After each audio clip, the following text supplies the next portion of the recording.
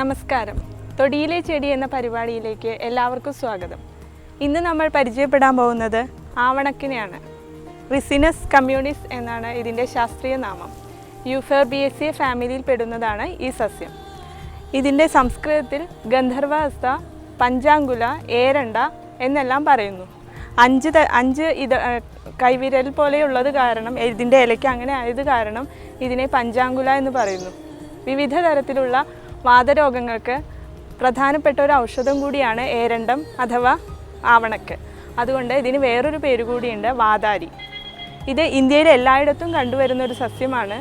ഏകദേശം 2 to 4 metre വരെ ഉയരമുണ്ട്. ഇതിൻ്റെ ഇല വളരെ വിസ്താരമുള്ളതായിരിക്കും. ആവണക്കിൻ്റെ വിത്ത് എന്ന് പറഞ്ഞു കഴിഞ്ഞാൽ അത് വിഷമായൊരു പദാർത്ഥമാണ്. അതിൽ റെസിൻ എന്നൊരു ഗ്ലൈക്കോ പ്രോട്ടീൻ അടങ്ങിയിരിക്കുന്നുണ്ട്.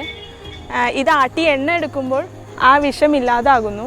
അതുകൊണ്ട് തന്നെയാണ് വിത്ത് ഉള്ളിലേക്ക് കഴിക്കുന്നത് നിഷിദ്ധവും എണ്ണ ഉള്ളിലേക്ക് കഴിക്കാൻ ഉപദേശിക്കുകയും ചെയ്യുന്നത്. ഇതിൻ്റെ കൂടുതൽ വിവരങ്ങളെക്കുറിച്ച് ഞങ്ങളുടെ ആചാര്യൻ ഡോക്ടർ CM ശ്രീകൃഷ്ണൻ നിങ്ങളോട് വിശദീകരിക്കുന്നതാണ്.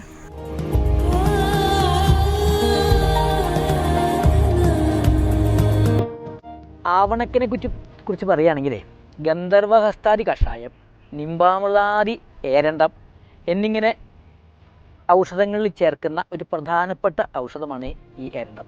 ഇത് ചികിത്സയിലെ വയറിളക്കാനാണ് വാതരോഗങ്ങളിൽ വയറിളക്കാനാണ് ഇത് ഉപയോഗിക്കുക.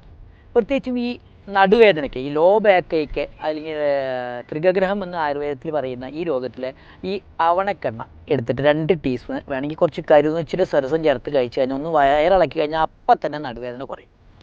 പിന്നെ ഈ ആവണക്കിൻ്റെ ഇല ഒരു കിഴിയാക്കിയിട്ട് ചൂടാക്കിയിട്ട് വേദനയുള്ള ഭാഗത്ത് തന്നെ കുത്തിക്കഴിഞ്ഞാൽ വേദന അപ്പം ശമിക്കും.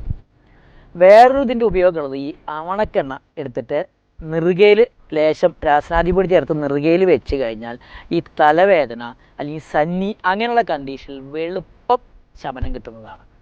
ആവണക്ക് അത്രയധികം അത്ഭുതം സിദ്ധിയുള്ളത്. പക്ഷേ ആവണക്കിന് വേറൊരു ദോഷം കൂടിയുണ്ട്. അത് അതിൻ്റെ ശുദ്ധി ചെയ്യാണ്ട് അല്ലെങ്കിൽ അധികമായ ഡോസ് കഴിച്ചു കഴിഞ്ഞാൽ വയറിളകിയിട്ട് അത് അസുഖം കൂടാനുള്ള സാധ്യത, വേറെ എന്തെങ്കിലും കോംപ്ലിക്കേഷൻ വരാനും കൂടി സാധ്യതയുണ്ട്. പിന്നെ ആവണക്കിൻ്റെ ഇല ഇട്ട് വെള്ളം തിളപ്പിച്ചിട്ട് മേലെ കഴുകുക. പ്രത്യേകിച്ച് ഗർഭിണികൾക്ക് ഈ വയറിൽ ആവണക്കിൻ്റെ ഇല ഇട്ട് വെള്ളം തിളപ്പിച്ച് വേണമെങ്കിൽ ഇങ്ങനെ കഴുകിക്കഴിഞ്ഞാൽ മേലുവേദനയും ആ വയറുവേദനയൊക്കെ ശമിക്കുന്നതാണ്.